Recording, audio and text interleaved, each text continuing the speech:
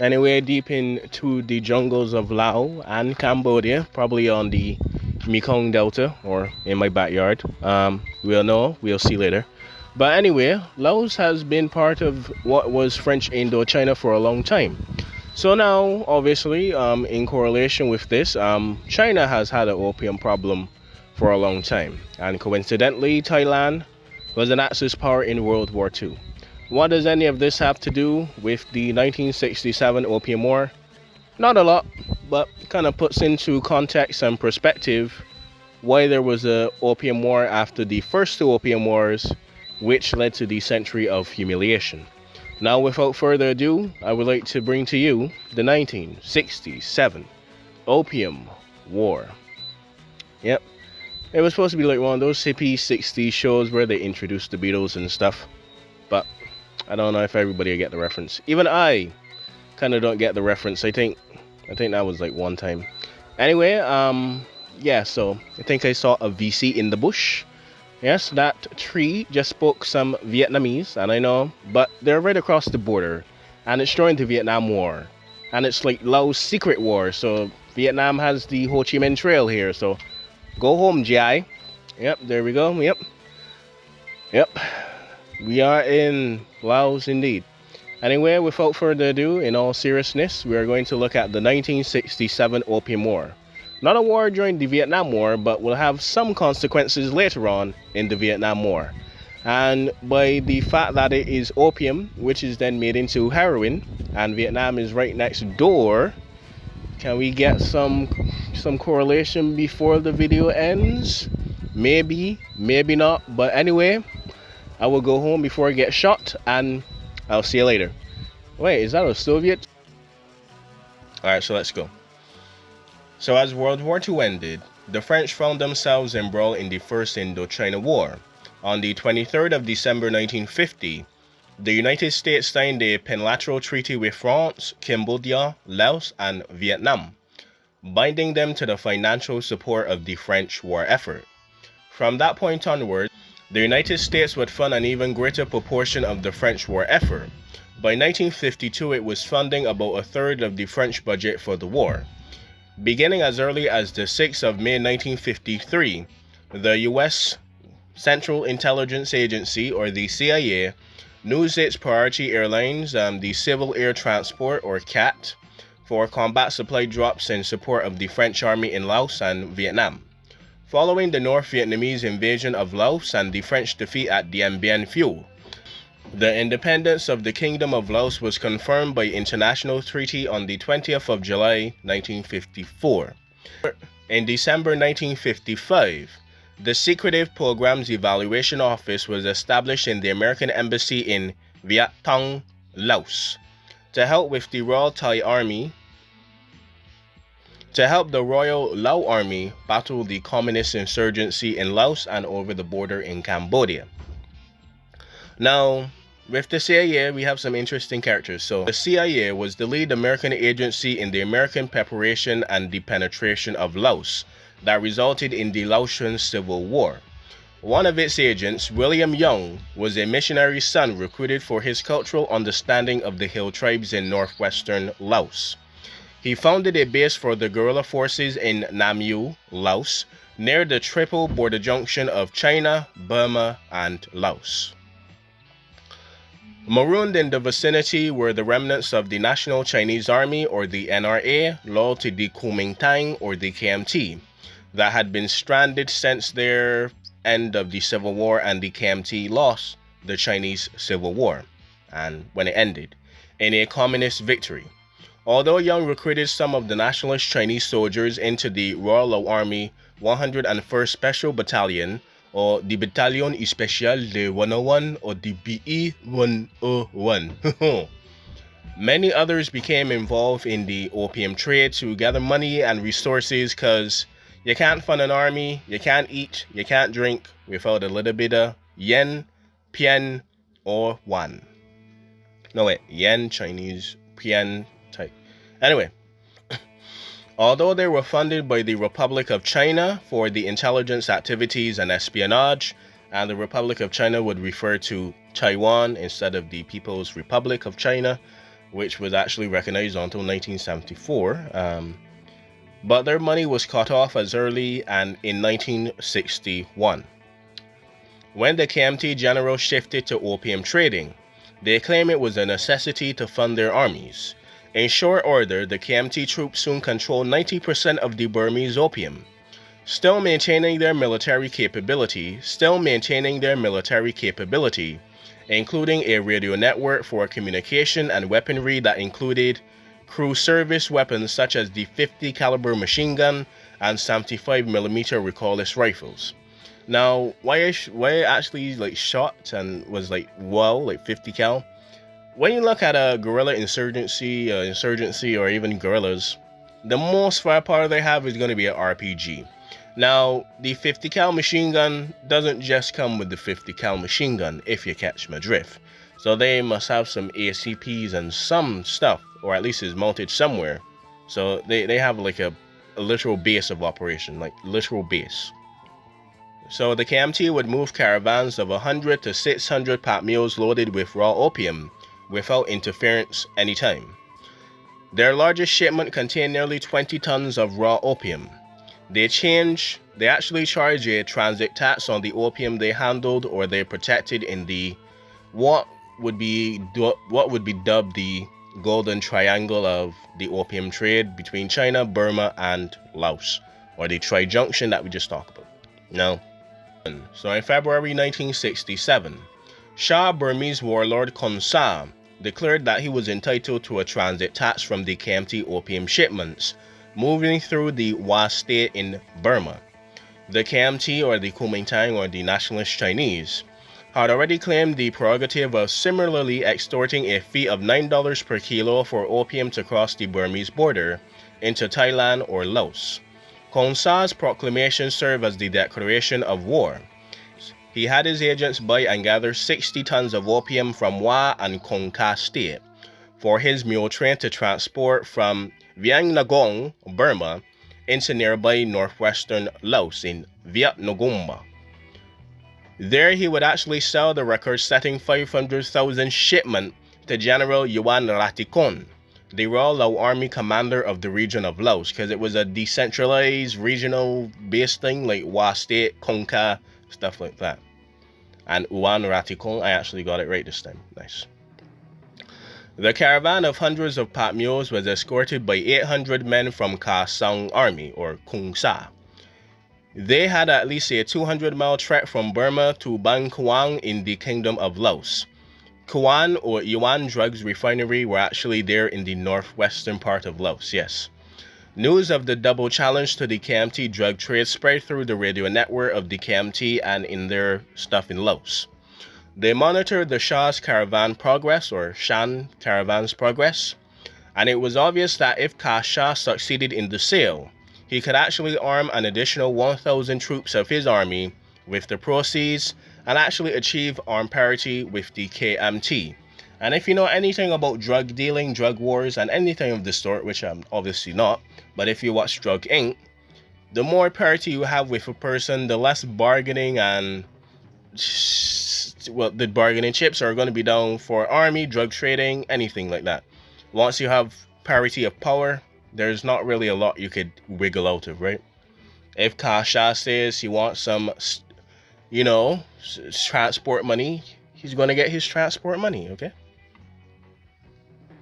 Now, the remnants of the Kuomintang 3rd and the 5th armies that existed in the Thai border with Burma were the ones customarily paid off to allow passage. Yeah. Carry on. So the remnants of the Kuomintang 3rd and 5th armies that existed on the Thai border with Burma were the ones customarily paid off to allow passage of opium. King Shah, or the Kung Shah, elected to ignore these charges for the border crossing.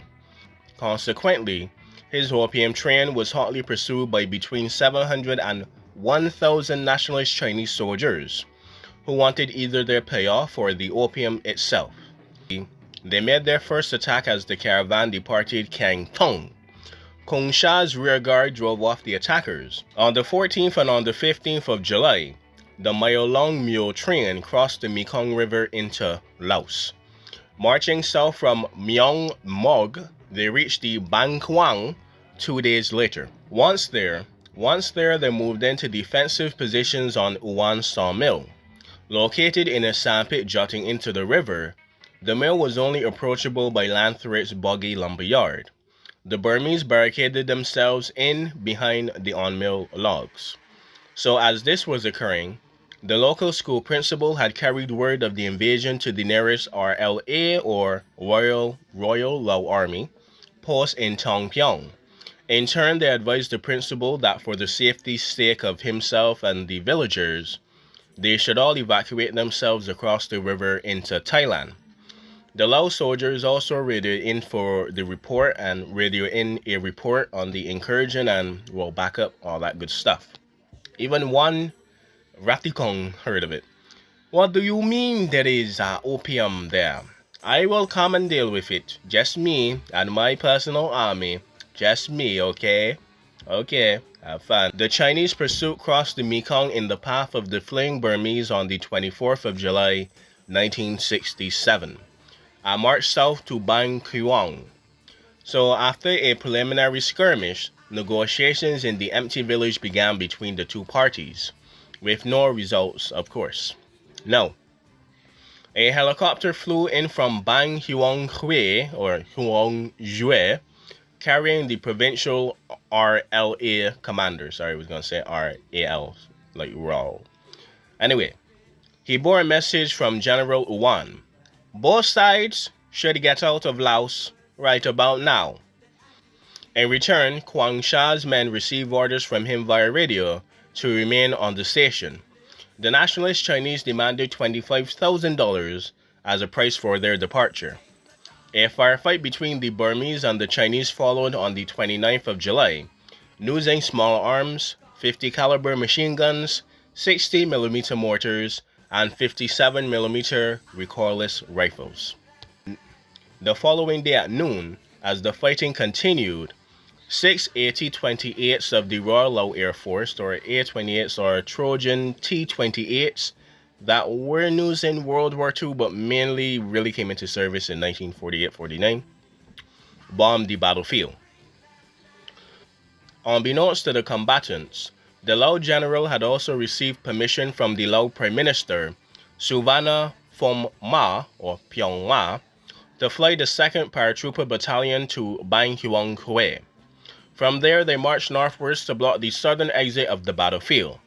On the north side of Bang Huong, a couple of RLA, Royal Lao Army's, infantry battalions marched southwards to block that ingress and escape route as well.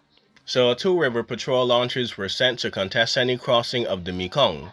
As this occurred, the AT-28s from Leong Pung Bang struck 4 or 5 times daily for 2 days running, bombing both sides indiscriminately, men and mules alike, and probably some women.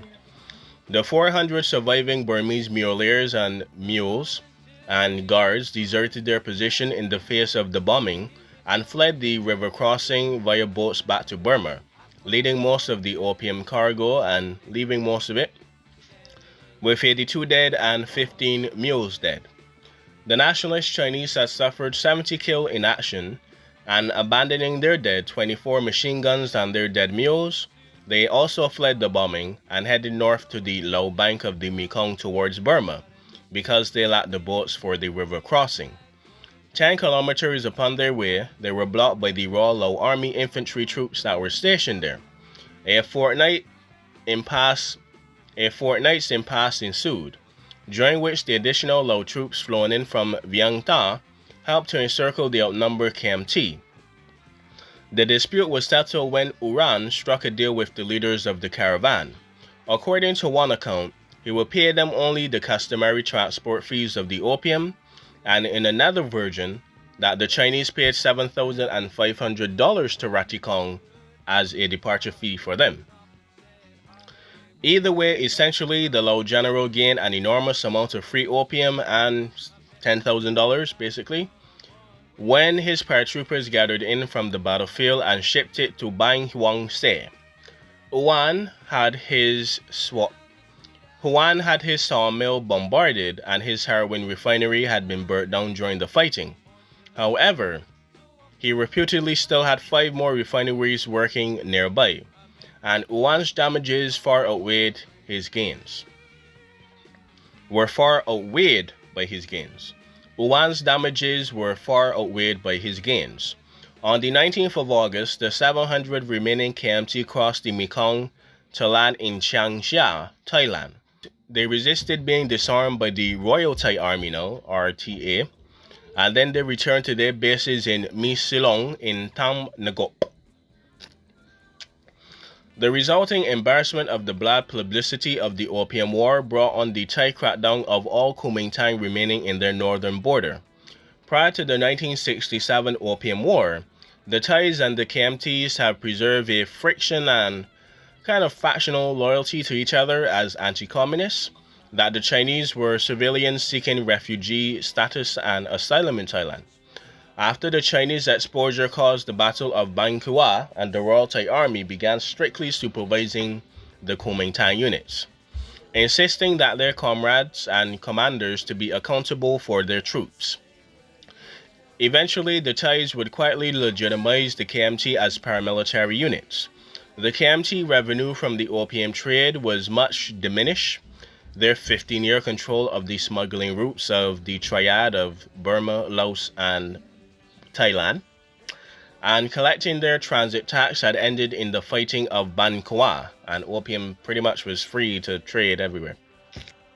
On the other hand, Kang Shah bid for supremacy in opium dealing had come for naught as well. He had lost his $500,000 investment, his army had been defeated, decimated, and humiliated. His troops began to quit him. By late 1968, more than half of the 2,000-man army had deserted. When he tried to ally himself with the Shah's insurgents, Burmese military intelligence clamped down on him in jail. However, when Kang Shah retired in 1971, he was still pretty wealthy. Now, with his initial huge haul of confiscated opium and his newly won control of the opium traffic into Laos, General Uwan Ratikon improved his refineries.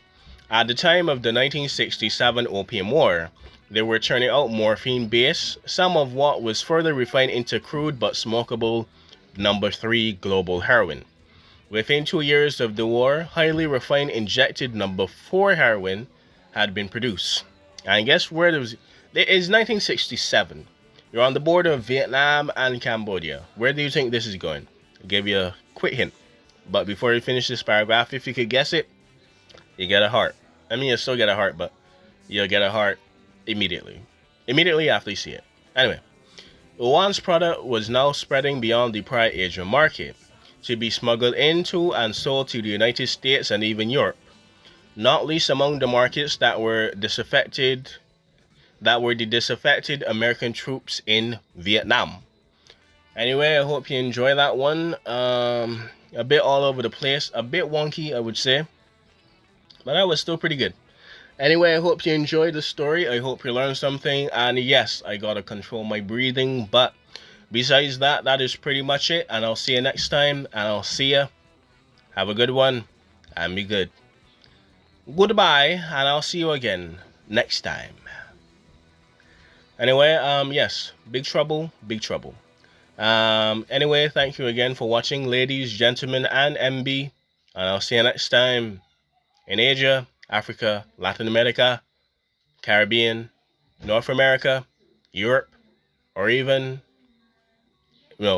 Asia, or even Antarctica. Till next time, we'll see where we go next.